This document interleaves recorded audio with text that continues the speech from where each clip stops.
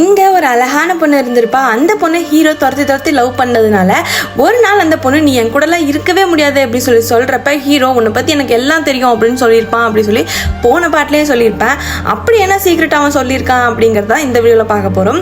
உன்னை பற்றி எல்லாம் தெரியும் அப்படி சொன்னதும் ஹீரோயின் ஷாக் ஆகி உனக்கு இதெல்லாம் யார் சொன்னா அப்படி சொல்லி கேட்குறப்ப உங்கள் அண்ணன் அர்ஜுன் தான் அப்படின்னு சொல்லிடுறான். அதனால ஹீரோயின் வேகமாக கிளம்பி போய் அர்ஜுன் கிட்ட கேட்குறப்ப நான் உன்னோட நல்லதுக்காக தான் சொன்னேன், நீ உனக்காக வாழ, இந்த சமுதாயத்துக்காக வாழாத அப்படி சொல்லிட்டு அவர் பாட்டி கிளம்பி போயிடுறாரு.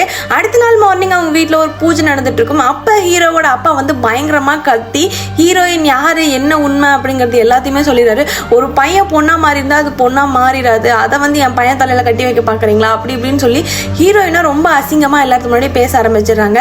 இவ்வளோ நாள் ஹீரோயின் வந்து ஒரு திருநங்கை அப்படி சொல்லி யார்கிட்டையுமே தெரியாமல் அவங்க அப்பா இவ்வளோ நாள் மறைச்சு வளர்த்துருப்பாரு. இப்போ எல்லாருக்கும் இது தெரிஞ்சிருச்சு அப்படிங்கிற அவமானத்தில் ஹீரோயின் வந்து இப்படி ஒரு முடிவு எடுத்துட்டா. இப்படி எல்லாரும் முன்னாடியும் நமக்கு அவமானம் ஆயிடுச்சு அப்படி சொல்லி கடைசியில் அந்த பொண்ணு இறந்தே போயிட்டா. இதுக்கப்புறம் என்ன நடந்துச்சு அப்படின்னு தெரிஞ்சுக்கணும் அப்படின்னா பார்ட் 3 கமெண்ட் பண்ணுங்க, கண்டிப்பாக பார்ட் 3 போடலாம்.